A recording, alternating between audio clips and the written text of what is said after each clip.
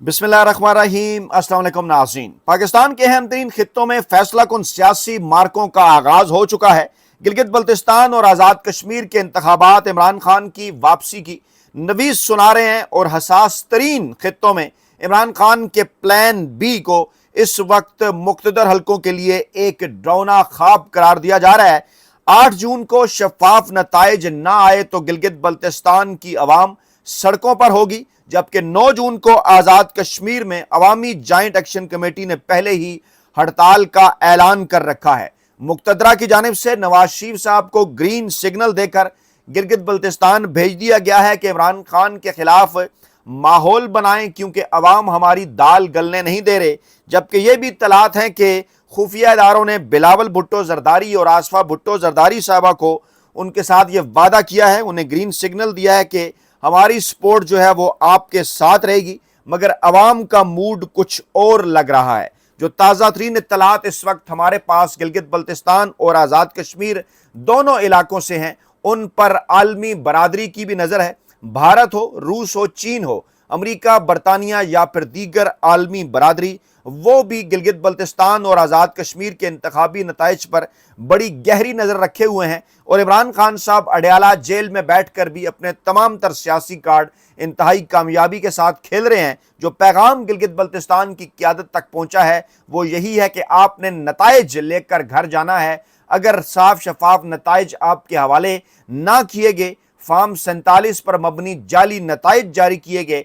8 फरवरी 2024 की तरह, तो इस मर्तबा आपने घर नहीं लौटना बल्कि गिलगित बल्तिस्तान की सड़कों पर बैठ जाना है। और ये वही लम्हा होगा कि जब आज़ाद कश्मीर के अंदर अवामी जॉइंट एक्शन कमेटी इंतखाबी इस्लाहात के हवाले से अपने मुतालबात लेकर सड़कों पर होगी। वहाँ पर भी यही मामला है कि मुहाजिरीन की जो 12 नशिस्तें हैं, जिनके ज़रिए हमेशा से पाकिस्तान के अंदर बैठ कर खुफिया इदारे आज़ाद कश्मीर का मैंडेट चुराया करते हैं, धांधली किया करते हैं, आइंदा का भी यही प्लान है। वही मुतालबा अवामी जॉइंट एक्शन कमेटी का भी है। इस वक्त अगर मैं आपको गिलगित बल्तिस्तान की सूरत हाल बताऊं तो मियाँ नवाज शरीफ साहब खुफिया इदारों की और पाकिस्तानी इस्टेब्लिशमेंट की आशीर्वाद के साथ वहाँ पहुँच चुके। वहाँ पर भी जाकर उन्होंने मोटरवे, एयरपोर्ट, सड़कें और मुझे क्यों निकाला उसका राग एक बार फिर अलापना शुरू कर दिया। ये इमरान खान साहब का खौफ है जो उन्हें एक बार फिर सुर में गुनगुनाने पर मजबूर कर रहा है गिलगित बल्तिस्तान के अवाम के सामने कि मुझे क्यों निकाला।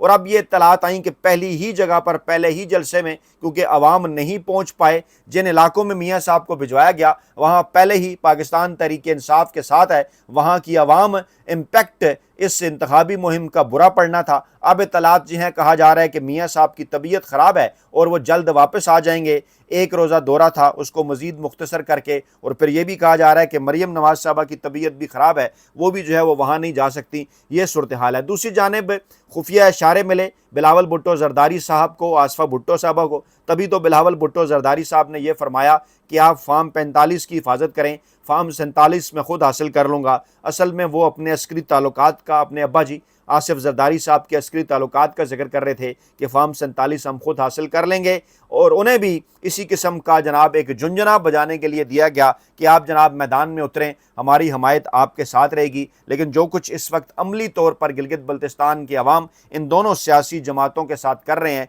उसकी फुटेज और उसकी तस्वीर हम गाहे बगाहे आपके साथ मुख्तलिफ प्लेटफॉर्म्स पर शेयर करते रहते हैं।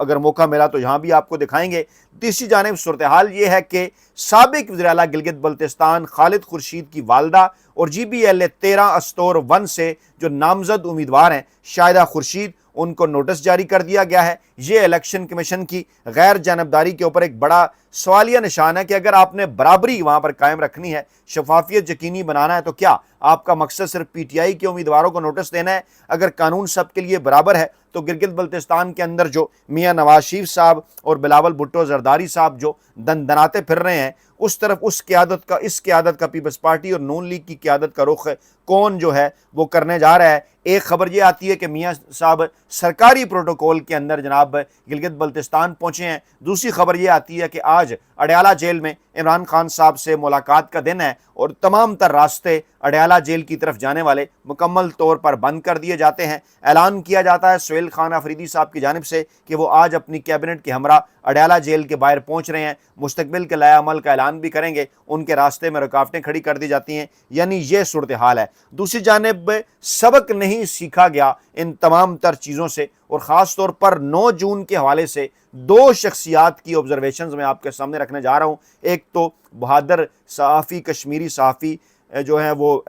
سہراب برکت، انہوں نے کیا بتایا ہے 9 جون کے حوالے سے کہ آزاد کشمیر میں اس وقت غیر معمولی مناظر دیکھنے میں آ رہے ہیں، لوگ اپنی تحریک کے لیے خود چندہ جمع کر رہے ہیں، بازاروں اور چوراہوں میں آگئی مہمات جاری ہیں، مساجد میں، سکولوں میں، مختلف عوامی مقامات پر 9 جون کے حوالے سے گفتگو ہو رہی ہے۔ عوام اپنی اس تحریک کی مکمل اونرشپ لیتے ہوئے دکھائی دے رہے ہیں، اور بہتر تعلیم، صحت کی بہتر سہولیات، بہتر معیار زندگی کے ساتھ ساتھ یہ بھی کہا جا رہا ہے کہ جو نمائندے ہیں ان کے اصل جو نمائندے، جو مینڈیٹ جنہیں وہ دیتے ہیں، انہی کے ہاتھ حکومت ہونی چاہیے، وہ عوامی مفاد میں فیصلہ کریں۔ جوائنٹ عوامی ایکشن کمیٹی کا سب سے بڑا مطالبہ ان 12 نشستوں کو ختم کرنا ہے، جو 12 نشستیں مہاجرین کے نام پر پاکستان کے اندر جناب جو ہے وہ تقسیم کی جاتی ہیں، اور 1200 ووٹ لے کر لوگ منتخب ہو جاتے ہیں، اور یہ جو ایوان ہے جناب، اس ایوان کے اندر ان 42 لوگوں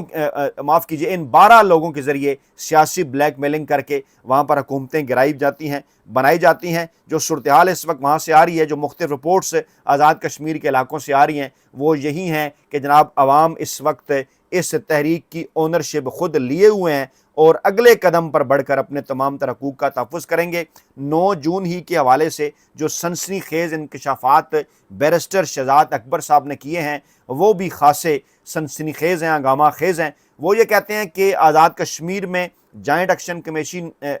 ایکشن کمیٹی ہے، 9 جون کی ہڑتال سے پہلے ان کے جب مذاکرات چل رہے تھے حکومت کے ساتھ، وہ مذاکرات کامیاب نہیں ہوئے، انہوں نے کال دی تو وہاں جو ہے وہ دعویٰ کیا شہزاد اکبر صاحب نے کہ بریگیڈیئر فائق صاحب کو آزاد کشمیر میں تعینات کیا گیا ہے، اور ان کے ذرائع یہ بتاتے ہیں، جوائنٹ ایکشن کمیٹی کے ذرائع اور شہزاد اکبر صاحب کے، کہ وہ مذاکراتی کمیٹی کو یہ بتا چکے ہیں کہ احتجاج کرنے والوں کے خلاف ڈی چوک جیسا سلوک ہوگا، اور اسٹیبلشمنٹ آزاد کشمیر کے عوام کے جو مطالبات ہیں، جن میں خاص طور پر انتخابی اصلاحات نافذ کرنا، ان کو ماننے کی بجائے جو سینئر قیادت ہے اور جو اس کے بعد سیکنڈری لیڈرشپ ہے، یعنی فرسٹ اور سیکنڈ ٹیئر جو لیڈرشپ کی ہے، ان کے خلاف شدید ترین کریک ڈاؤن کا ارادہ رکھتی ہے، عوام کے خلاف شدید ترین کریک ڈاؤن کا ارادہ رکھتی ہے۔ اور بیرسٹر شہزاد اکبر صاحب یہ بھی بتا رہے ہیں کہ یہ وہی مائنڈ سیٹ ہے، ضدی مائنڈ سیٹ پاکستان کی اسٹیبلشمنٹ کا، جس کا مظاہرہ پہلے پاکستان کے قبائلی علاقوں میں بھی کیا جا چکا ہے، بلوچستان کے اندر بھی کیا جا چکا ہے۔ اللہ نہ کرے کہ جناب خدا نخواستہ اگر آزاد کشمیر کے حالات بھی قبائلی علاقہ جات جیسے یا پھر بلوچستان جیسے ہو جائیں، اور ان حالات سے ہمارا بھارت جیسا دشمن اور دیگر کئی دشمن جو آنکھیں جمائے بیٹھے ہیں، وہ اس سے پھر فائدہ اٹھانے کی کوشش کرتے ہیں۔ ہوش کے ناخن لینے چاہیے پاکستانی اسٹیبلشمنٹ کو، پاکستان کے مقتدر حلقوں کو، کہ یہ دونوں حساس ترین خطے ہیں، چاہے وہ گلگت بلتستان ہو یا پھر چاہے آزاد کشمیر ہو، وہاں اگر آپ اس قسم کے اقدامات کریں گے، عوامی مینڈیٹ کے خلاف کوئی بھی حکومت لانے کی کوشش کریں گے، کیونکہ خبریں اس قسم کی بھی آ رہی ہیں، اور اس کے ساتھ ساتھ جو سابق وزیر اعلیٰ گلگت بلتستان ہیں خالد خورشید صاحب، انہوں نے بھی ایک بڑا سوال کیا ہے کہ پہلے تو ہمیشہ یہ ہوتا تھا کہ گلگت بلتستان کے الیکشن کے اندر جی بی اسکاؤٹس، اس کے ساتھ ساتھ ایف سی اور جو رینجرز ہیں، وہ گلگت کے انتخابات کے اندر اپنی خدمات سر انجام دیا کرتے تھے، اور بعض اوقات فوج بھی موجود ہوا کرتی تھی۔ لیکن پہلی بار ایسا ہو رہا ہے کہ پنجاب پولیس کو بھیجا جا رہا ہے، کیونکہ بقول ان کے پنجاب پولیس نے یہ ثابت کیا ہے